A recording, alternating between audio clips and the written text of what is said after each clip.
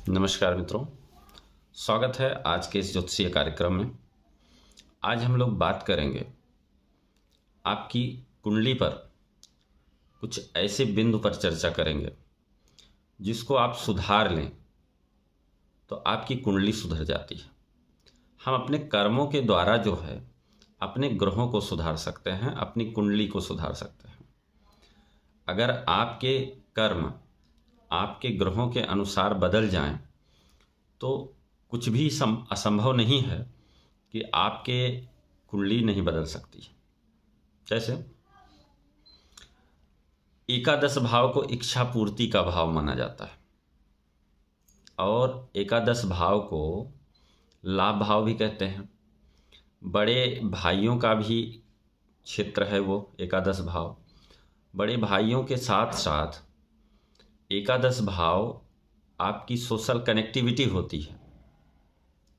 आप जिस दायरे में रहते हैं, सामाजिक दायरे में रहते हैं, वो आपकी सोशल कनेक्टिविटी होती है। और एकादश भाव से ही हम लोग आपकी इनकम जानते हैं। आपकी इनकम कितनी है या क्या रहने वाली है, इनकम के को भी हम लोग जानते हैं। अब एकादश भाव पे कर्म का आपके कैसा प्रभाव पड़ता है उसको हम लोग जानेंगे। जैसे अगर एकादश भाव में आपके नवम स्थान के स्वामी बैठ जाएं तो आपको कौन सा ऐसा अपने जीवन में बदलाव लाना चाहिए जिससे आपका एकादश भाव जो है सुधर जाए। उसमें कारण क्या है? नवम स्थान किसका होता है? नवम स्थान भाग्य का स्थान होता है और नवम स्थान पिता का भी कारक होता है। नवम स्थान गुरु से भी संबंध होता है। अध्यात्म का संबंध भी नवम स्थान से देखा जाता है, नौवें घर से देखा जाता है। अब अगर हम अध्यात्म करते हैं, अपने गुरु का सम्मान करते हैं, अपने पिता का सम्मान करते हैं, तो आपके इस कर्म की वजह से, या यूं कहिए कि पिता तुल्य जितने भी वरिष्ठ लोग होते हैं तो उनका सम्मान अगर हम करते हैं तो एकादश भाव स्वयं जागृत हो जाता है। ऐसा नहीं है कि अपने पिता का सम्मान कर लिए और पिता तुल्य अन्य लोगों का अपमान आप करते चलेंगे तब भी वो लाभ नहीं मिलेगा, क्योंकि नवम स्थान पिता का होता है, गुरु का होता है, अपने से श्रेष्ठ लोगों का होता है। और नवम स्थान के कर्म को अगर आपने संभाल लिया, सुधार लिया, तो नवम स्थान के जो कारक हैं बैठे हैं एकादश भाव में, तो वहाँ जाकर के हिट करेगा। यानी कि कर्म तो आप नवम स्थान का कर रहे हैं, भाग्य स्थान का कर रहे हैं, और फल कहाँ मिल रहा है? एकादश भाव का, लाभ का।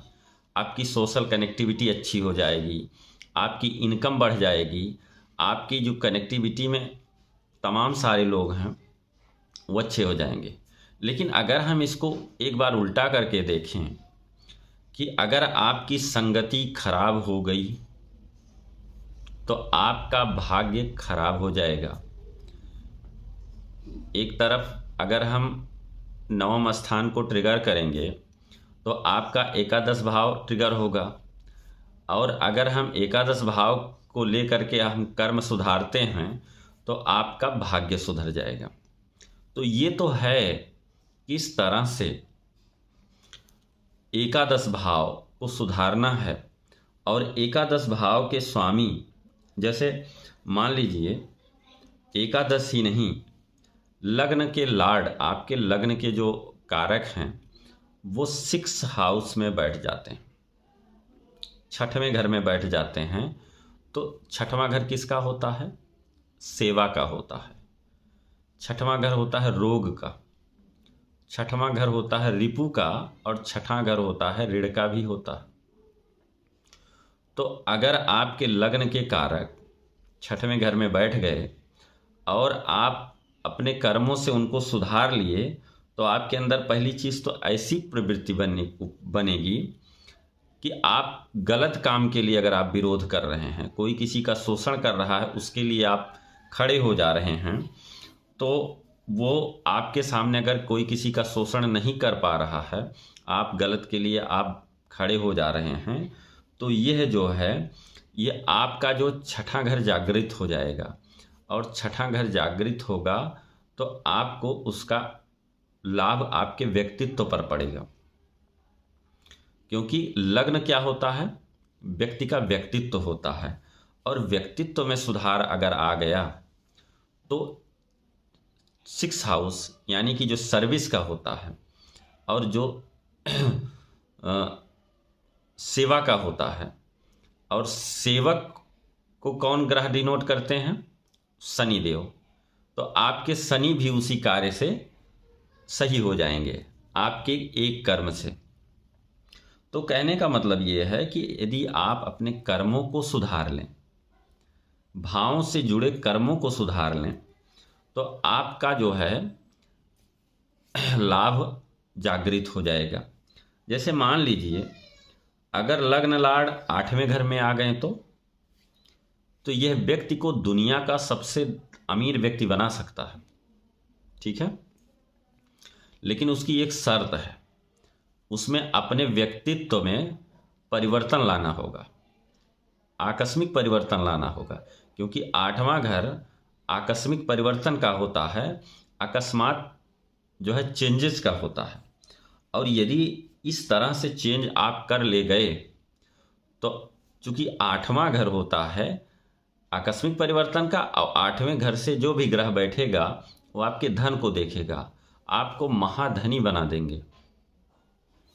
तो ये सारे जो कर्म होते हैं आपके, उन्हीं कर्मों के माध्यम से आप अपने आय को बढ़ा सकते हैं, अपने बैंक बैलेंस को बढ़ा सकते हैं, अपने सारी चीज़ों की जो भी समस्याएं हैं उनको कम कर सकते हैं।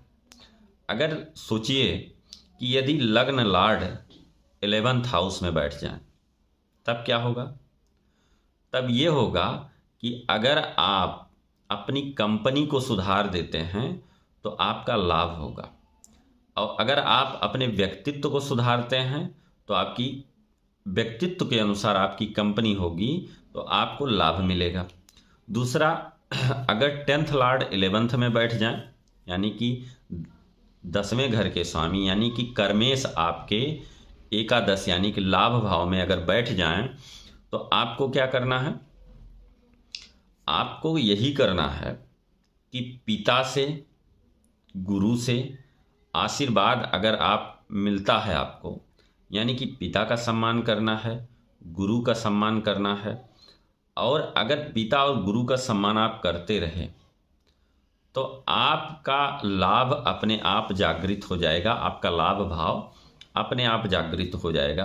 और आपकी जो भी इच्छाएं हैं, चूँकि एकादश भाव इच्छाओं का भी होता है, और अगर आपका भाग्य भाव जागृत हो गया, कर्म भाव जागृत हो गया, तो एकादश भाव को ट्रिगर करेगा, क्योंकि 9th हाउस के लॉर्ड 11th हाउस में विराजमान है, 10th हाउस के लॉर्ड 11th हाउस में विराजमान है।